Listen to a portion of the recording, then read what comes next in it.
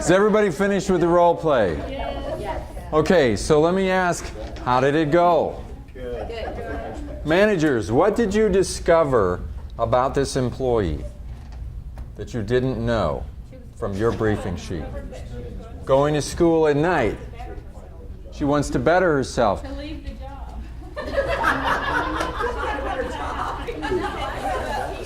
Okay, managers, just in case you didn't get all of this, okay?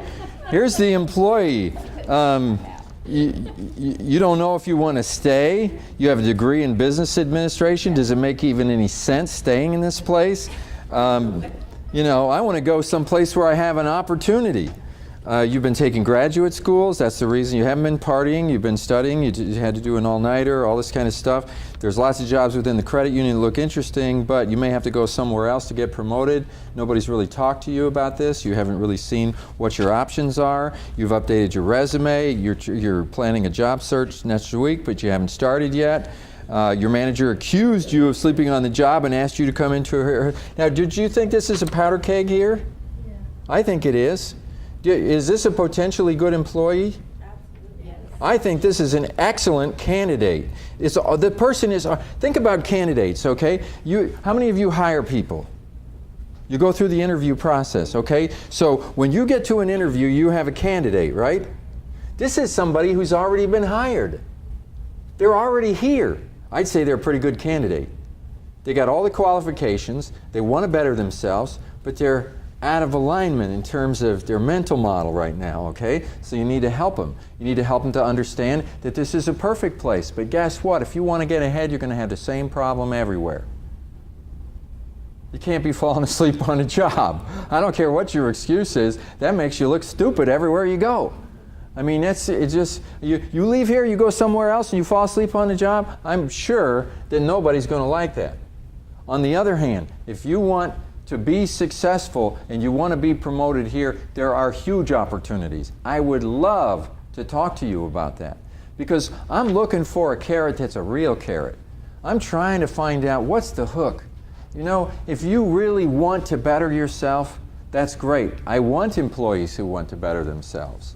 I want to be in a situation where if there's a behavior issue, I can say, look, you really have this as a serious goal. You need to deal with this problem for your own sake, for your career's sake. I want to be a mentor to you. I want to come and tell you how people are perceiving you based on observed behavior and how that could affect your career in a negative way.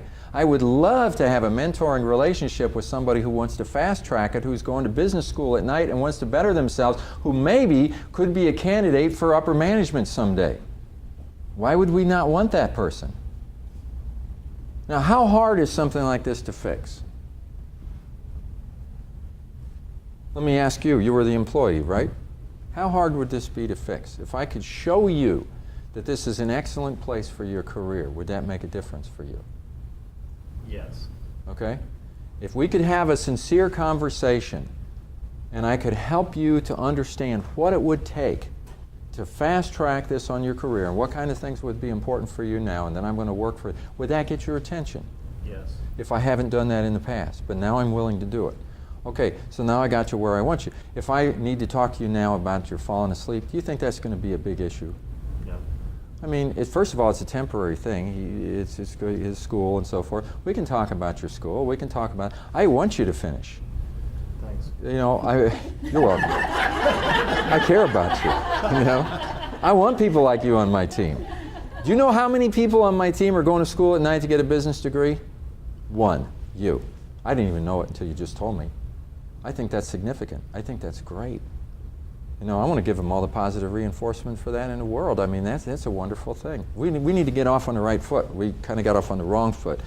I sent the wrong signals. I apologize for that. I want to work with you. I don't want you to leave.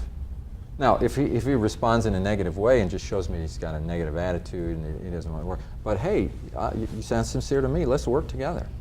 This is a great opportunity. What happens sometimes in a role play like this is you don't see all of that stuff.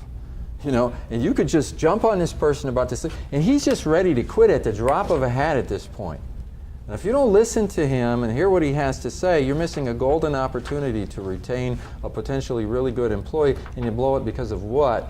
Because you start right in tell him what he did wrong, and he's just like, you're just reinforcing everything that he thought before. And it's just, I tried to make this sort of a case in point as to why the processes that I'm laying out here become really important, because you don't always know those circumstances.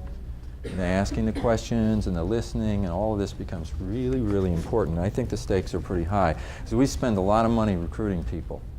And we need to make sure that everybody we recruit is successful, and they don't leave for the wrong reasons. We've made too big of an investment for you to leave. You've made too much of an investment for you to leave at this point.